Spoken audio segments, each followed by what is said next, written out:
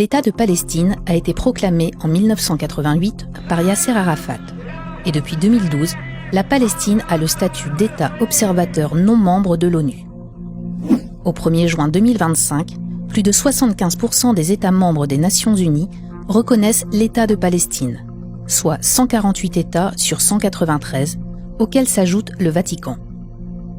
Pour autant, la Palestine reste aujourd'hui un État potentiel, privé des possibilités de devenir un État réel.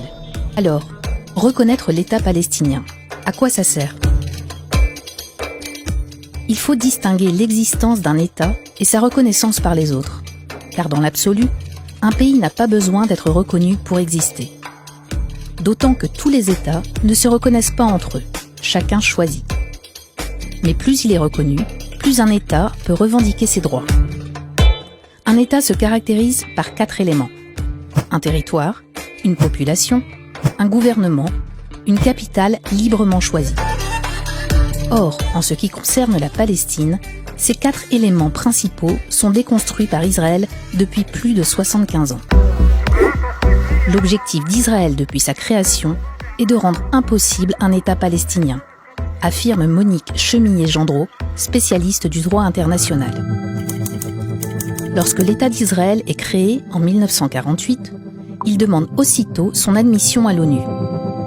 Le Conseil de sécurité la rejette d'abord, avant de l'accepter, après qu'Israël a donné l'assurance de respecter les résolutions des Nations Unies et sa charte. La résolution 181 de l'ONU de 1947 prévoit ainsi un État juif aux côtés d'un État arabe. Mais Israël n'a jamais respecté une seule résolution de l'ONU, ni le droit international. La solution dite à 2 États n'a ainsi jamais vu le jour. Aujourd'hui, la solution à 2 États est plus menacée que jamais.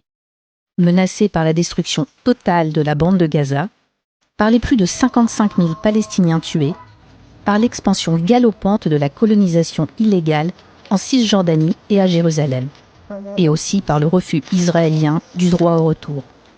Aujourd'hui, Israël exclut ouvertement l'idée même d'un État palestinien et menace de représailles les États qui s'apprêteraient à reconnaître la Palestine. Pour de nombreux experts, la reconnaissance d'un État palestinien doit devenir un préalable aux négociations et non plus un aboutissement. Car seul le respect du droit international peut aboutir à la solution à 2 États et à la paix.